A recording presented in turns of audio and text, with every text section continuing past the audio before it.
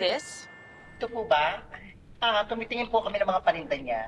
Opo, ma'am. Gusto niyo pong tumingin? Sabi ko naman sa inyo, wag niyo na akong tawaging ma'am. Ay, Just Elizabeth. sorry po, Elizabeth. Gusto mo tumingin? No, thank you. Kaya lang, wag ka sana magbebenta tuwing oras ng trabaho. Po. Ginagawa niyo ba yan kay Sir Pepito? Actually, yes. Okay lang naman po sa kanya as long as hindi namin pinababayaan ng aming mga trabaho.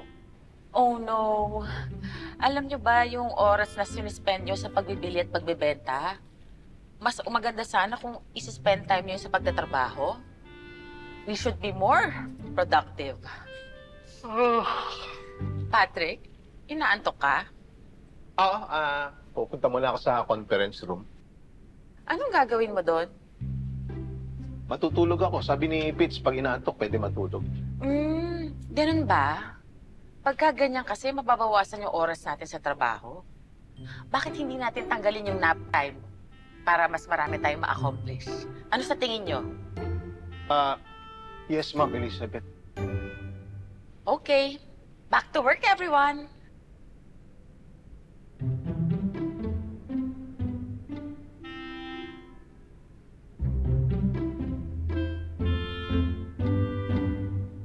Alam ko na kung bakit ayaw niya magpatawag ng ma'am. Bakit? Dahil ang gusto niya itawag natin sa kanya, Your Highness. Your Highness? Bakit naman Your Highness? Ay, tatawag mo ako, umasta. Akala mo siya si Queen Elizabeth. Elizabeth. Hindi siya Beth. Shh, tama na nga yan. Baka marinig kayo. Back to work na daw. Halika na. Ano, Akla? Ayaw mo ba talaga? Busog pa ako. Tsaka di ba kakakain lang natin? Ano ka ba? Magkaiba naman talaga tayo ng sikmura. Dong Janice! Hindi. Busog pa ako. Well, kung ayaw niya talaga, kami na lang ang uubos ito. Sige, pero nako, bilisan ninyo ha. Dahil baka mamaya dumating si Elizabeth na. Masisita na naman kayo. Ano ka ba? Hindi darating yun. Nakita ko kanina, no, may kami sa office sa Pepito. Okay, guys. May announcement ako. Busy ba kayo? Ay, hindi po. Okay lang. Kayo? May problema? Okay, may prospective client tayo. And this is big. Isang environmentalist group ang gusto makipag-partner with BM. Gusto nila mag-market ng mineral water but kailangan environmental friendly ang packaging. And also, kaya sila dito sa Pilipinas magtatayo ng planta kasi mas mababa ang cost.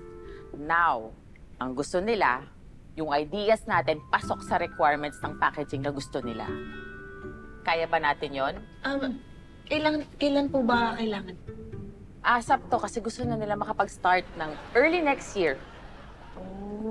Ay, kailangan lang po namin ng list ng requirements nila para makapag-brainstorm kami ng idea, di ba?